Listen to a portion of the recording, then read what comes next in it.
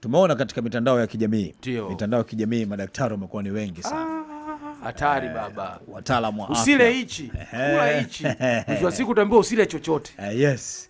Ndio hofu ambayo inaenda hapo. Lakini sio kama wana lengo baya. Pengine hawalifikishi inavyotakiwa kwa usahihi au wanatuingiza chaka.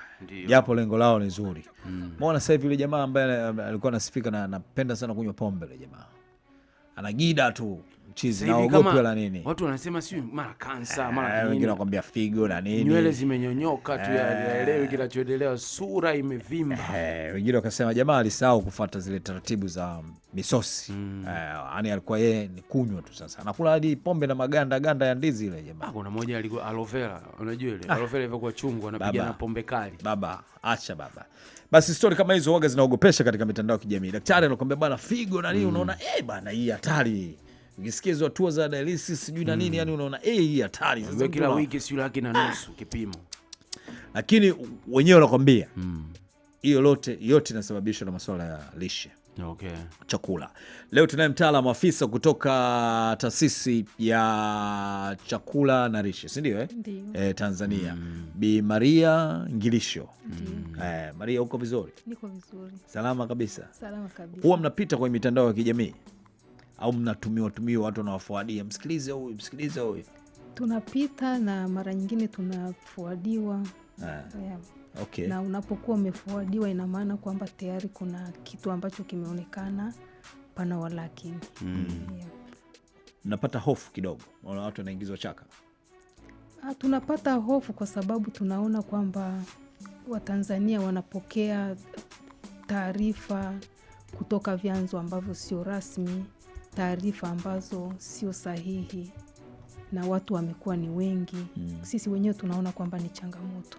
Tutaenda kwenye utaalamu wenu, nyinyi ni watu sahihi, lakini kwa hiki ambacho kinatokea itakuwa labda pengine nyinyi hamna mamlaka ya nguvu ya kudhibiti hivi. Labda sasa katika kutoa elimu na waelimisha hao ambao wanatoa hizo elimu zao za mitandao ya kijamii namna ya lishe bora. Labda nianze kwa kusema kwamba ni kweli hatuna mamlaka rasmi ya kudhibiti huu utoaji wa elimu ya lishe kwenye mitandao ya kijamii, lakini mara nyingi tunapokutana na hizi taarifa au hizi klipu zinazozungumzia mambo ya lishe ambazo zinakuwa na walakini, huwa tumefanya jitihada ya kuwaita wahusika, kuwapigia simu, kuwaongea nao na kuwaita ili waje tuyajenge. Kwa sababu sisi lengo letu hatuwakatazi kutoa elimu, hatuwakatazi kutoa taarifa, kwa sababu kiangalia sisi wenyewe kusema kwamba tutafanya kazi hiyo wenyewe, ni kama tunakuwa tunaziba na wengine ambao wana utaalamu washindwe kutoa. Lakini tunapenda tuweze kuyaweka sawa ili tuweze kutoa pia taarifa ambazo ni sahihi. Okay. Kwa hiyo ni wachache wanaitikia wito, wanakuja, tunayajenga, wanaendelea na kazi yao. Na ukishasikia wito, wanapoenda wanafanyia kazi ama walikuja tu kusikiliza alafu wanaendelea na shughuli zao? Wanakuja mmoja wanafanyia kazi, na tunawapa kwamba ni wapi pa kupata taarifa sahihi, na kama itabidi basi mnaweza mkawasiliana na sisi kabla ya kuendelea kutoa taarifa zingine. Mtu anaweza akaiga kwa sababu amesikia kwa mitandao ya kijamii ama amejifunza kupitia vyanzo mbalimbali vya mitandao ya kijamii. Ghafla naye amekuwa mtaalamu. Ipi ni sehemu sahihi kwamba nyinyi ndio mnatoa hao wataalamu ama hata hizi vyuo vingine vya kawaida vinatoa wataalamu? Kwa uhalisia utaalamu wa lishe unafundishwa katika ngazi mbalimbali. Kuna wenye ngazi ya diploma, kuna wenye ngazi ya shahada ya kwanza, kuna wenye ngazi ya shahada ya pili, na pia kuna wengine wenye ngazi ya ile dokta ya filosofia PhD, na kuna madaktari pia wanatoa hizi taaluma. Kwenye mafunzo yao daktari wanapokea elimu ya lishe, japo siamini kwamba iko kwa kina kama zile taasisi ambazo zinaifundisha kwamba tunafundisha masuala ya lishe. Sisi kwa taasisi yetu hatufundishi. Hatufundishi wataalamu. Tunasaidiana nao kwa sababu taasisi yetu ni taasisi ambayo imepewa mamlaka ya kisheria, mamlaka kwa taifa kwa ajili ya kuratibu shughuli zote zinazohusiana na mambo ya lishe zikilenga kuondoa utapiamlo.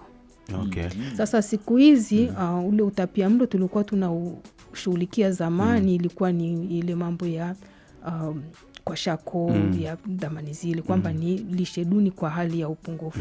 Hasa katika kuangalia huo upungufu kumezuka kwamba sasa hivi kuna lishe duni kwa kuangalia uzito uliozidi na kukithiri, ambacho ni kiashiria kikubwa sana cha magonjwa sugu yasiyo ya kuambukiza. Hiyo ni kwa mtoto au hata kwa mtu mzima? Ni kwa watu wote, kwa sababu mama ana lishe duni. Kwa mfano mama ni mkondefu akapata mtoto, yule mtoto anakuwa anarithi ile ukondefu. Kwa hiyo pamoja na kwamba atakuwa amezaliwa, anaweza akawa mara nyingi mama mkondefu anazaa mtoto ambaye anakuwa na uzito pungufu. Kwa hiyo anapokuwa mkubwa, uwezekano wa kuja kupata magonjwa sugu uko ni mkubwa.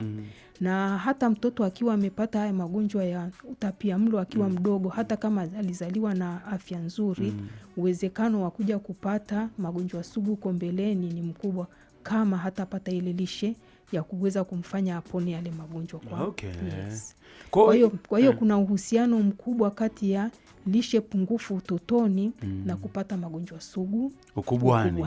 Lakini pia hata sisi ambao watu wengine waliozaliwa vizuri wakawa wanakula kupita kiasi, hata kama umeshakuwa mkubwa, umefika miaka 6, 7, miaka 10, miaka 30, tunapokula chakula kingi kupita mwili unavyohitaji, yani unakula kupita kiasi, tunaongeza uzito. Ule uzito unapoendelea kuongezeka mpaka ukafikia kupata ile hali ya kitambi ambayo tunaita kiriba tumbo, ambayo unakuta ni mtu amepata ongezeko la takribani 20% ya uzito anaotakiwa awe nao, basi uwezekano mkubwa wa kupata magonjwa sugu mbeleni ni mkubwa. Kula kupita kiasi ndio kupi? Kwa sababu mtu mwingine anasema nakula ni shibe, na mimi kushiba kwangu ni mpaka nione tumbo limetokeza, ama siwezi kunyanyuka hapo nilipokaa. Kula kupita kiasi ni kupi napohesabia nyinyi? Kiasi chenyewe ni kipi? Kwanza kabisa niseme, kula mpaka ukasikia tumbo limekaza, tayari umeshakula chakula kingi kupita kiasi. Hiyo hapo. Lakini kwenye kusema kwamba kula kiasi gani, ndiyo tuna vipimo, japo jamii nadhani bado haijaweza kuvifahamu kwa uhalisia, kwa sababu tulizindua mwongozo wa chakula na ulaji mwaka 2023 ambao unaonyesha kiasi cha chakula mtu anachotakiwa ale kwa mlo mmoja. Na sisi kama wataalamu tunashauri kula mara 3 kwa siku. Pata milo mitatu pata mlo kamili kwa siku, na upate milo mitatu kwa siku. Na katika hii milo mitatu tunaangalia chakula katika makundi. Tukisema makundi, na maana kwamba tumekigawa kile chakula katika makundi ili tuweza kushauri kwamba chakula cha kiasi hiki, chakula hiki tumia kiasi fulani. Kwa mfano tukiangalia mtu wa kawaida wa wastani, anayefanya kazi ambayo haitoi jasho, na ana kilo 60. Anaweza akawa ni fundi cherehani, anaweza akawa ni muuza duka. Huyu labda tuseme kwa chakula cha jamii ya nafaka, mizizi yenye wanga na ndizi mbichi, kwa siku anatakiwa apate gramu 580. Lakini sasa sisi hatumwambii gramu 580, kwa sababu tunapopika chakula na kupakua mara nyingi hatutumii mizani. Kwa hiyo vile vipimo tumevirudisha kuweka katika vikombe. Kikombe cha kipimo cha mililita 250 ambacho ni kikombe cha chai, sio mag. Kikombe cha chai tunachokijua, kikombe cha chai cha mililita 250. Kwa hiyo kikombe kile, kama ni wali, anatakiwa apate vile mara 5 kwa siku, wastani wa vile mara 5 kwa siku. Kwa hiyo kwenye mlo mmoja unaweza ukakuta kwamba anapakua wali kiasi cha kile kikombe kimoja, halafu kwenye maharage anaweka nusu, labda kama ni nyama ya ng'ombe anaweka finyango 2, finyango 3, anaweka mboga za majani, kile kikombe kimejaa na mafuta yaliyopikia piki mafuta kidogo. Kwa hiyo tayari unaona ule mlo ni mlo ambao utatosha. Kama tunasema kula mara 3 kwa siku, kwamba inaupa mwili nafasi ya kumeng'enya kile chakula, na ndani ya saa 6 mpaka saa 8 kile chakula kinakuwa kimeshaisha ndani ya mwili. Hiyo kilogramu 580 580 sasa unaitawanya kwa siku nzima. Ndio niko najiuliza, ni kwa siku nzima. Kwa siku nzima. Upete anaweza hiyo? Hapo sina maana kwenye kama nusu kilo na kitu hivi. Ni pungufu ya nusu kilo. Ni pungufu. Unapoweka kwenye kile kikombe ni pungufu ya nusu kilo. Lakini ukipika kama mchele nusu kilo, ndio unaweza ukatoa hivyo vikombe 5 na pengine ukabaki kidogo. Si ndio kwamba gramu 500 si ndio nusu kilo? Sasa hiyo nusu kilo tunayoisema sisi ni nusu. Tukisema gramu 580 ni kile chakula kikiwa kimeshapikwa. Chakula kimeshapikwa. Kwa hiyo badala ya kumpa kazi mtekelezaji au Mtanzania kwamba chukua mizani uanze kupima, tayari sisi tumeshakiweka kwamba ukipakua kwenye kikombe hiki unapata ile gramu 145. Kile kikombe kimoja kitakupa wali uliopikwa gramu 145. Kwa hizo 145 mara 5 ndio utapata 580.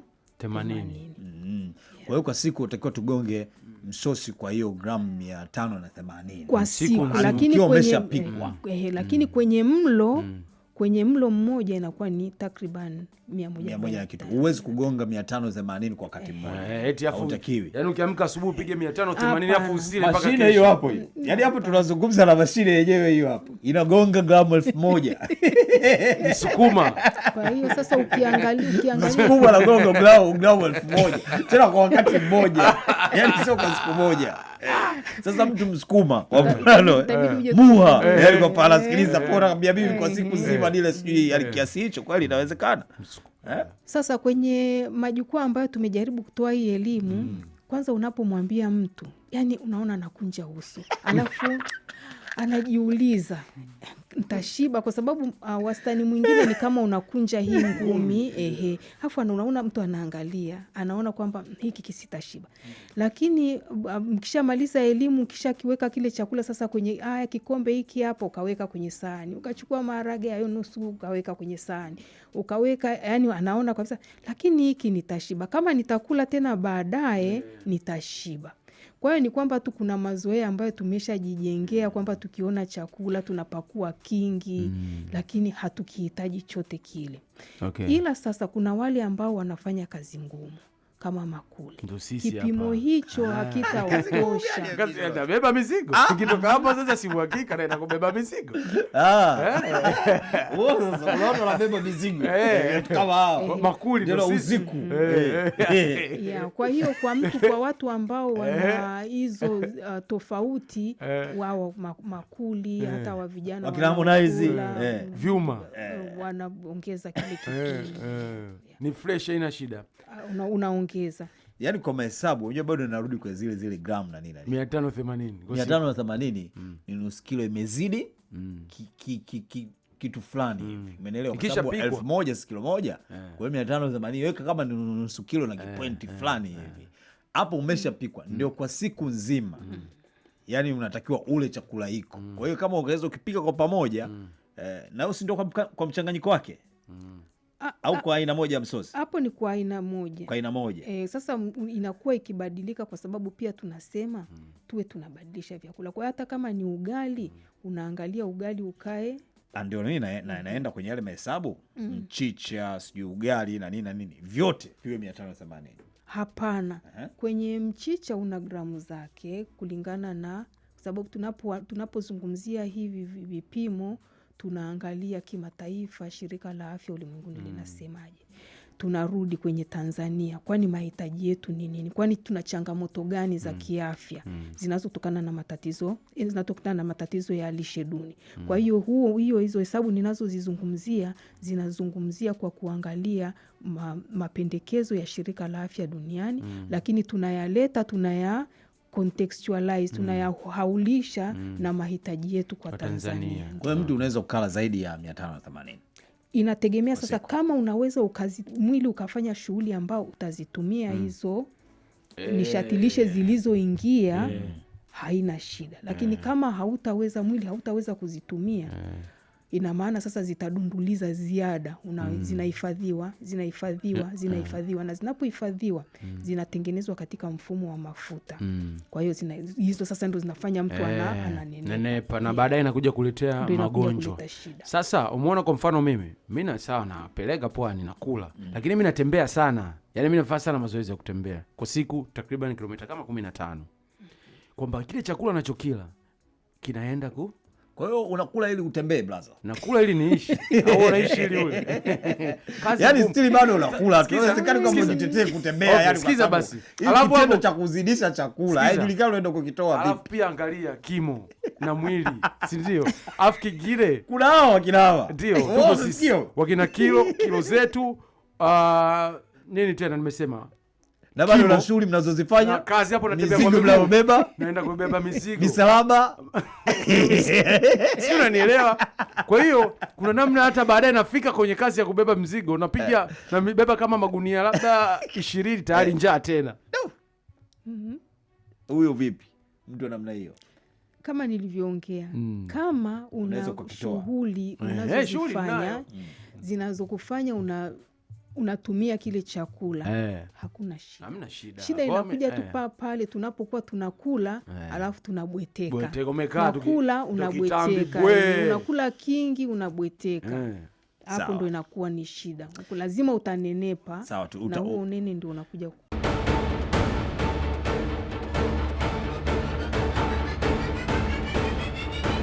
Unaangalia Nipe Tano na Khalid Gangana.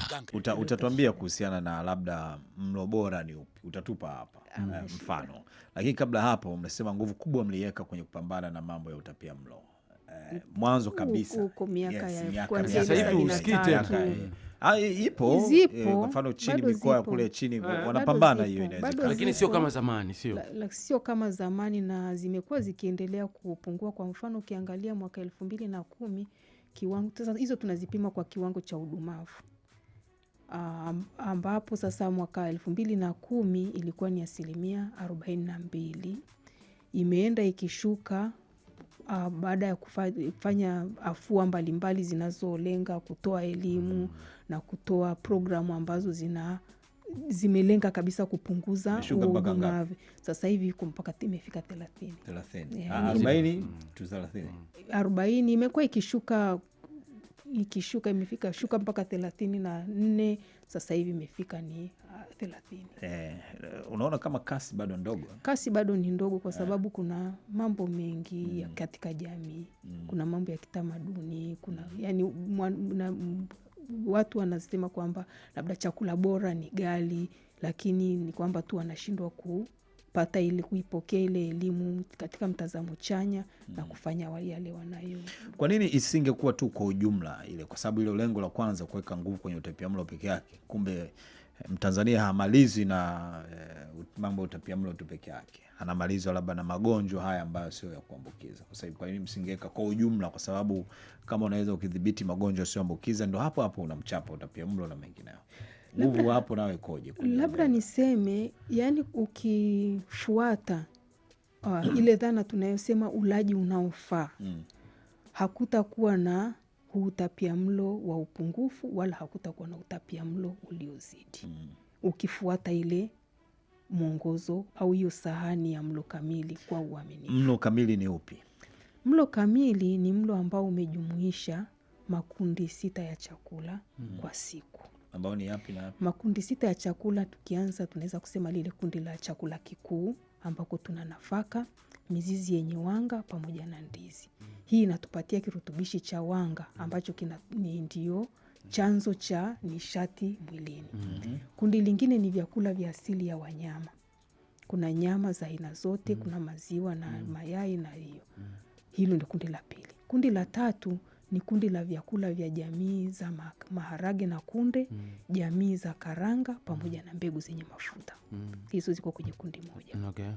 Kundi la 4 ni kundi la mboga zikiwepo mboga za majani na mboga zisizo za majani. na kundi la 5 ni matunda ya aina yote unayoyafahamu, Hadi ya matikiti. porini, yani ya porini, ya kiasili, ya kizungu. Tangawizi na kawapi? Tangawizi ni kiungo, yenyewe haikai kwenye kundi. Okay. Halafu kuna kundi la 6 ni kundi mafuta yaliyo salama. Sasa viungo vinaingia kwa kundi gani? Viungo vyenyewe vimekaa Vipo tu peke yake kwa sababu Au havina mpango? hapana, viungo vina mchango wake sana kwenye lishe kwa sababu vinaweza vina vile unaita phytochemicals ambazo kuna tuseme ni vikemikali, na niseme tu kwa lugha rahisi, vikemikali ambavyo kuna phytochemicals, kuna phytonutrients na flavonoids. Hizi zinatusaidia kuondoa zile chembe ambazo zinaweza zikaleta madhara mwilini, hasa kwenye mambo ya kansa. Kwa hiyo hivyo navyo vina sehemu yake. Na hivi vikemikali vipo pia kwenye mboga na matunda. Makundi yote hayo tule kwa siku moja? Kila siku inapofika jioni, labda kama ingekuwa ni biashara, kama kula ingekuwa ni biashara, ukifunga hesabu, ni muhimu sana uwe umepata makundi yote 6. Lakini sio lazima kwenye kila mlo upate makundi 6. Unaweza ukapata 6 na unaweza ukapata yasipungue 4. Kwa hiyo kama umepata makundi 4 labda asubuhi kwenye kifungua kinywa, ukapata makundi 4 kwenye mlo wa mchana, ukapata 4 kwenye mlo wa jioni, uhakika wa kupata makundi 6 kwa siku ni mkubwa. Mbona hizo hesabu baba? Naelewa. Si mnakutana na changamoto ya kwamba gharama, nitanuaje mchicha, nitanuaje nyama, nitanuaje marage, nini? Sasa taasisi ya chakula na lishe mnatusaidiaje wakina hohe hahe? Asante. Sasa hapo nadhani pia ni mambo ya mtazamo na mazoea, kwa sababu unajua mwanadamu ana vitu vyake anavyovipenda. Inaweza vikawa hiyo ni preference kwamba mimi sipendi chakula hiki, napenda chakula hiki. Kama unapenda matunda sana. Mwingine anaweza ikawa ni kwa sababu za kitamaduni. Lakini ukiangalia sasa kwenye kusema kuvipata hivi vyakula, kwa mfano kama tulivyokuwa tukiandaa mwongozo, tulitenga mwanzo tulikuwa tunazungumzia makundi 5 ya chakula. Sasa hivi tunazungumzia 6. Kwa nini? Ni kwa sababu kwenye lile kundi la vyakula vinavyotoa kirutubishi cha protini, ilionekana matumizi ya nyama, matumizi ya vyakula vya asili ya wanyama ikiwemo nyama, maziwa, mayai yako chini. Lakini ndio vitu ambavyo ni vyakula ambavyo vina virutubishi vyenye protini ambayo mwili unaipokea na kwa urahisi zaidi kuliko protini kutoka kwenye mimea. Kwa kifupi tuweke mkazo kwenye vitu muhimu. Pamoja na hayo, sasa lile kundi likatengwa ili kusudi tulilipewe na lenyewe kipaumbele. Tukaenda mbali zaidi kuangalia. Mtu akisema nyama ni ghali, siwezi kumudu kupata nyama. Tukajiuliza, kwani hiyo nyama ni kiasi gani anahitaji mpaka aone kwamba hawezi kupata? Lakini kumbe katika hesabu zetu za kitaalamu ilionekana kwamba robo kilo ya nyama inatosha kaya yenye watu 7 kwa mlo mmoja. Zile tu nini zile vipande unahitaji vya nyama? Finyango. Huo mwamba anagonga nusu kilo. Unasema kilo watu 6. Mimi 7. Sio kweli. Mimi kuku nakula mzima, kuku wa kienyeji. Kwa hiyo kwa kifupi ndio hiyo kwamba hata mtu akisema ni ghali, lakini bado kumbe anaweza akapata ile ya kutosheleza mwili kuwa na afya njema. Sasa tunalamba ama tunakula hapo? Ndio sasa mazoea ndio yanakuja hapo. Kwa hiyo kama leo akila nyama, kesho atapata mayai labda. Kesho kutwa atakula dagaa. Siku nyingine atakula kitu kingine cha asili ya wanyama. Na hapa hatujaweka kwamba ni lazima vyakula vya aina hii tu. Tunaangalia kwamba chakula pia kiwe kimekubalika kijamii, culturally acceptable. Na kama kimekubalika kijamii, kwa hiyo chochote ambacho ni asili ya wanyama katika mazingira ya Watanzania kinaruhusiwa. Jamii yeje kubali. Kwa hiyo kama jamii ikisema kabila fulani au jamii fulani ikisema sisi tunakula konokono ni asili ya wanyama, sisi wataalamu wa lishe hatuna kipingamizi. Mradi kiwe kimesha kubalika na jamii. Sisi tunaangalia kutoka kwenye ukiacha mbali mambo ya kubalika kwa jamii, kama kikiwa muoni kuna madhara, mtu labda amesema labda ale nge na unajua kabisa pale pana sumu, ila jamii imekubali, mnaiacha, hamtoi mwongozo huo? Sisi hatuingilii huko, kama wameshakubaliana wanakula, sisi hatuna shida. Na ndio maana hata senene, kumbikumbi wapo, tunasema wanaruhusiwa. Senene ni watamu, watu wanasukuma wanakula hadi panzi. Lakini sasa kwa kipimo, sio ule tu, lazima yani kufuata kipimo. Sasa nadhani ni ngumu sana, na inatakiwa ianze kwenye ngazi za familia. Ni kutoa tu elimu na watu wawe tayari kupokea elimu kwa mtazamo chanya na kufanya, kwa sababu kuangalia nini, afya iwe bora. Kwa sababu saa nyingine unaona kama tunakaa kwenye vikao vya nyama kisinia, tunakula kupita kiasi. Ndio. Lakini sasa na pale tunafurahia, lakini inapofika sasa kule kwenye ndio umeshapata madhara, unaambiwa punguza hiki, huwezi kula hiki, inabidi uanze kula tena kwa hesabu kwamba. Kwa hiyo mtaalamu unataka kuniambia, ukiacha mbali hiyo, yani msingi ni kiasi tu. Kuna ile bwana, msinywe soda, msile chapati, msile nini, hiyo vipi hiyo? Maana tunaambiwa kwa mitandao tusinywe soda, tusile ugali. Sisi kwa mtazamo wetu wa muktadha wa lishe, kila kitu kinaruhusiwa kula. Hakuna kitu ambacho hakiliki. Kama kimesha kubalika kwamba ni chakula, hakina shida. Lakini kuna maangalizo. Tunasema punguza vyakula vyenye mafuta mengi vilivyokaangwa, punguza vyakula vyenye sukari nyingi, punguza vyakula vyenye chumvi nyingi, punguza vyakula vilivyosindikwa. Hivi mtaalamu Maria, inakuwa ni Mungu tu, ama pale ambapo unakuta kijana mdogo amelelewa kwenye malezi ambayo anakula sana, kawa kibonge, kafutuka, lakini anaishi miaka mingi na anatoboa tu na bado anaendelea kula tu, yani unaona miaka 60 bado ni kibonge na haja kufa kwa sababu ya hiyo lishe. Hiyo inakuwa ni Mungu tu ama ni nini kipo? Kila mtu kaumbwa kwa namna yake tofauti na mwingine. Sasa kwa nini mnaingilia maisha yetu?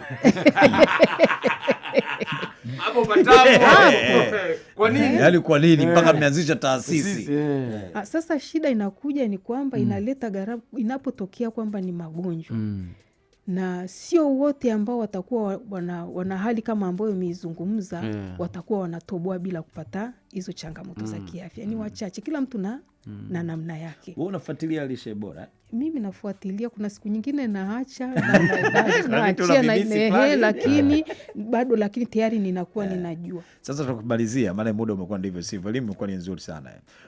Watu wanatoaje vitambi? Maana sasa hivi ukipita mtaani hadi dawa watu wote kama sio suruali, unaweza kusema watu wana ujauzito wengi sana. Kumbe watu ni vitumbo bwana. Yaani inakuwaje? Yani vitumbo tunatoaje? Sasa labda hapa niseme tu hakuna muujiza katika kupungua. Mtu yoyote anayetaka kupungua, kwanza mimi nitamwambia tu vitu vitatu. Kwanza, punguza kiasi cha chakula unachokula. Kama unataka kupungua, punguza kiasi cha chakula unachokula. Pili, punguza vyakula vyenye mafuta. Tatu, punguza vyakula vyenye sukari. Hakuna mganga wala mchawi wala mfawizi. Hiyo ni sentensi ambayo ni rahisi. Kama jamaa alivyokuja siku zile, sema lazima ujitese. Kuna vitu lazima ujitese. Sasa ni lazima kula milo mitatu. Nani ameweka watu kula mlo mitatu? Ukiishi kwa mlo moja siku ni shida. Hapo sasa inategemea. Mtu anaweza akala milo miwili. Mtu anaweza akala milo mitatu. Mtu anaweza akala mlo mmoja, lakini tunaangalia kwamba ule mfumo wa chakula unameng'enya kwa kipindi gani. Kwamba kama unapata kile kiasi ambacho kimependekezwa, kile kiasi cha kihesabu, kile cha mlo wa mara moja mara tatu kwa siku, kitakaa tumboni masaa 6 mpaka 8.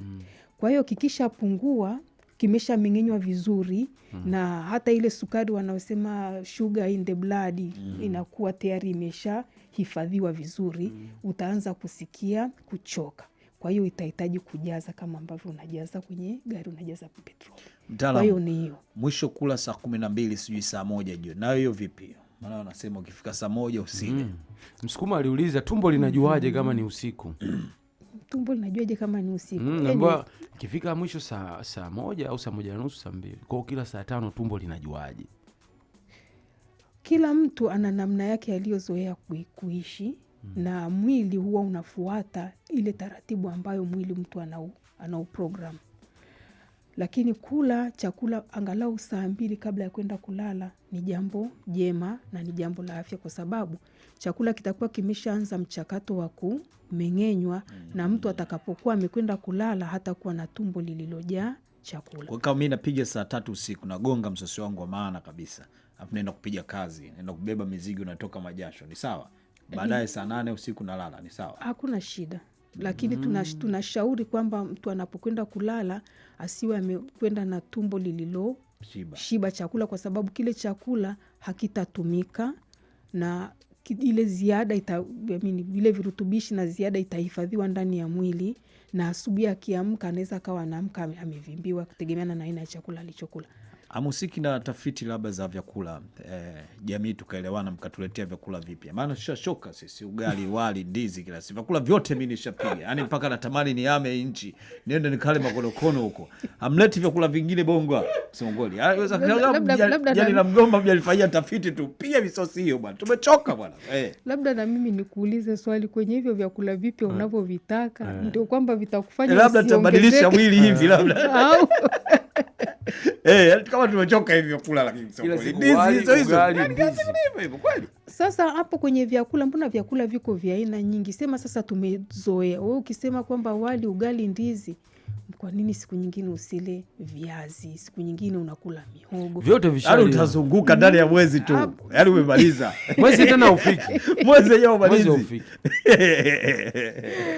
Ni mchakato, ni jambo, ni swala ambalo liko kwenye jamii. Kwa hiyo kila mtu ana kile cha kwake anachokipenda kufuatana na namna alivyozaliwa, alivyozoea katika kula, lakini sio vibaya kujifunza kujaribu vyakula kwa sababu hebu jiulize, mtu alogundua nazi alikuwa anatafuta nini? Kujaribu hapo ndo tunashangaa. Kajaribu kapiga mbona hichi kigumu ndani, hebu nionje. Maji mbona matamu. Baba, taarifa habari inakuja. Marehemu kufa kwa alikula. Kula kitu alikula marehemu. Si nani alijaribu vitu bwana, hatari. Sawa bwana, tunakushukuru sana Maria Ngilisho, afisa kutoka taasisi ya chakula na lishe. Bila shaka hapa kuna mwongozo na kuna somo tumelipata, maana tunakuwa tuna hofu mitandao ya kijamii huko. Kwa kama tukifuata misingi hii, hatujaingia ndani sana, lakini kwenye ile basic vitu vya muhimu kabisa kwa dakika hizi, hilo ndio lilikuwa lengo letu. Shukrani sana, nakushukuru. Asante sana. Nyumbani kwako kuna sukari na chumvi vipo? Vipo. Okay, lakini havitumiki sana. Tumia kwa kiasi. Okay. Sasa pakiti moja mwaka mzima. Watoto waliweza kula chakula kidogo, watoto wako, familia ile, kwamba sasa mama inabidi wapangie wale hivi. Yaani wanajua, kwa sababu hata mimi wakati tunaandaa mwongozo, yaani unaishi tu kawaida. Kumbe ukizoea ni. Kwa hiyo ni kitu cha mabadiliko tu ya tabia. Kwa hiyo unakwambia kwamba kuna wakati mwingine ndio na mimi naachia, tunakwenda unasherekea, unakula, lakini baadaye unajua utaminya wapi. Sawa, hiyo ndio muhimu.